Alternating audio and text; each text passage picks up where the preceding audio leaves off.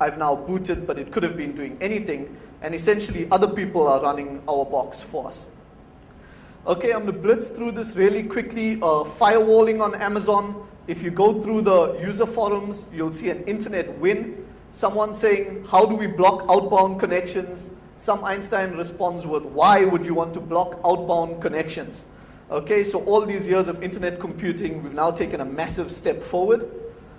Skip through that video because we've got 3 videos and no time. But basically, if you go to MobileMe and say you forgot your password, the first thing they're going to ask you is your birth date, and then they're going to ask you your secret question. Okay, and you can find this out for almost everyone relatively easily. If you can't find them on Facebook, you'll find them on Amazon with their birthday list. Okay, so if you take for granted that we can reset people's passwords relatively easily on MobileMe, the next question is, what do I do once I'm able to reset your password? And for this, we actually looked at an attack that's semi-weird and a little bit counterintuitive. Okay, so what we're going to look at here is an attack that's not going to make too much of sense until we take it all the way. And basically what you find is if you sync your phone with MobileMe, okay, you're in a position basically to use the forgot my phone feature. Okay, so Apple's MobileMe now says, hey, here's where your phone is located, blah, blah, blah. Okay, and what you'll notice is Apple take the name of your phone directly onto that application. Okay, so what we found is if you go in and name your phone script alert hi, so you insert some JavaScript into your phone name, you'll find that that script goes through and actually tries to get rendered on the Apple MobileMe page. Okay, here you're going to bump into some technical difficulties, which is basically that Apple's MobileMe page, not for security because Apple wanted it to look nice, truncate the name of your phone. Okay, so in a bunch of places, even though you put a lot of JavaScript in it, they're cutting down that JavaScript. Okay, and what we find is actually they cut it down in 3 places, and in 2 places they don't cut it down. Okay, so all our JavaScript that we put in our phone name can go to the MobileMe page, except some of it's getting cut off, and so some of it's breaking their page. Okay, so we now start trying to see how much of JavaScript we can squeeze into that small space, and it turns out that you can't. Okay, you can't do anything useful in that smaller space. And it turns out the answer is not to use really small JavaScript, but to use a lot of JavaScript, but pad it initially with something non-malicious. Okay, so whoever truncates it, truncates stuff that doesn't matter, they're truncating the padding, and the ones that don't truncate basically allows our script to go through. Okay, so we put in a whole bunch of JavaScript that looks something like that. I'll skip through it. And essentially what it means is that now, anytime someone goes to the web page, anytime someone goes to this MobileMe page, the JavaScript that we put in our phone name now runs on their MobileMe page. Okay, which again sounds pointless or slightly pointless because it now means that anytime someone goes to this page, they now get owned with whatever script we put on our phone, which takes us really quickly, I see that my time is almost up, to probably the last version of this. Okay, so we were looking for someone reasonably high profile that wouldn't get too upset with us. Okay, and if you take a look at the art of deception, controlling the human element of security, we decided not to pick on Kevin Mitnick again because that's done, but you find that Steve Wozniak wrote the intro. Okay, and he spoke about how basically spoke about the human aspects of security. If we try to find Wozniak on iDisk, we can use the normal way. So you search for Wozniak, comes back and says the account doesn't exist. Okay, Steve Wozniak comes back and says that doesn't exist. Okay, and probably what we should have guessed from the outset was Woz. Okay, comes back, says Woz's account actually exists. If you play around in the account, okay, that's his public files, so haven't attacked him yet.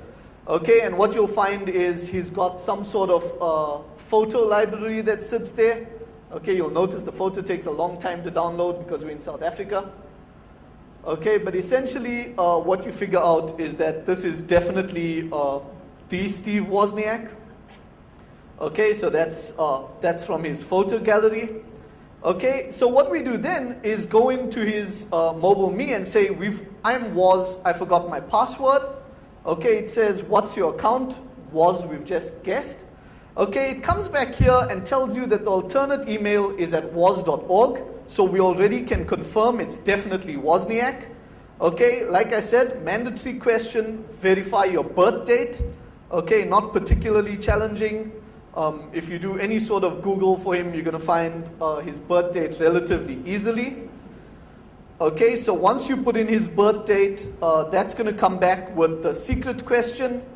I'm going to skip through this quickly because I'm in overrun mode. Okay, that comes back and says, what's your mother's maiden name? Okay, also going to be particularly hard on the interwebs. Okay, so if you go there, comes back, tells you his girlfriend, also tells you his mother's name. Okay, so you put it in, it's Kern, for those of you who cared. Okay, and at that point it allows you to reset his account. Okay, you then use the first attack that we spoke about, which then allows me to sync my phone with his. Essentially, I have a way to insert JavaScript into Woz's page whenever he views his page. So from now on, anytime he visits his page, anytime Woz visits his page, what he should see on his locate me is something like this. Okay, but essentially, we can put anything in there so that anytime he goes there, he sees what he thinks is valid, but his mobile me always calls home to us. Okay, at the time we mailed him and he mailed back. He's actually quite cool about it.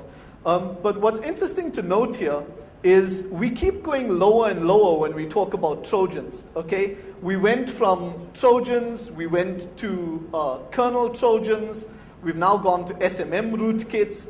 Okay, but a rootkit like this is literally a rootkit written in JavaScript that lives inside of Woz's mobile me. It doesn't matter what he does or where he goes. Every time he logs into mobile me, his mobile me is going to send us his current credentials. Okay, so it's actually taking a Trojan and moving it higher up in the stack rather than lower in the stack. We all laughed at XSS initially. We all called it a bit of a lame vector. But actually, with where we're going, it's starting to become more and more important. Okay, so really quickly, I won't go through all of this. You can read it. You can read it on the slides. Essentially, the things to remember are, we didn't fix the web app problems. We're now making those web app problems the stuff that controls our infrastructure.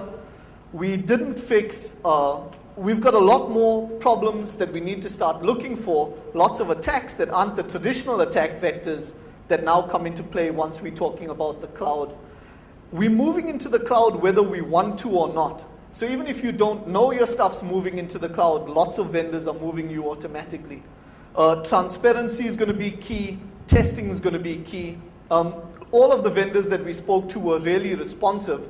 In fact, Salesforce.com have since come up with a model where they put up a box and let you hack it free so that they can make some steps towards transparency. Of course, they're getting free auditing for it, but it's a good move. Transparency is going to be important, and Steve Wozniak is cool. The videos, the slides, the tools are all available on our website. You can mail research@sensepost.com if you've got any questions.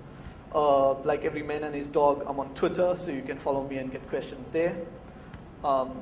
Any questions? Unfortunately, if you don't mind, Mr. Meer, can we do questions off the stage if you want to approach Mr. Sounds good. Excellent. So please feel free to approach him directly. We would now, in the interest of time, would like to move on to the next talk. Thank you very much, Mr. Harron Meer.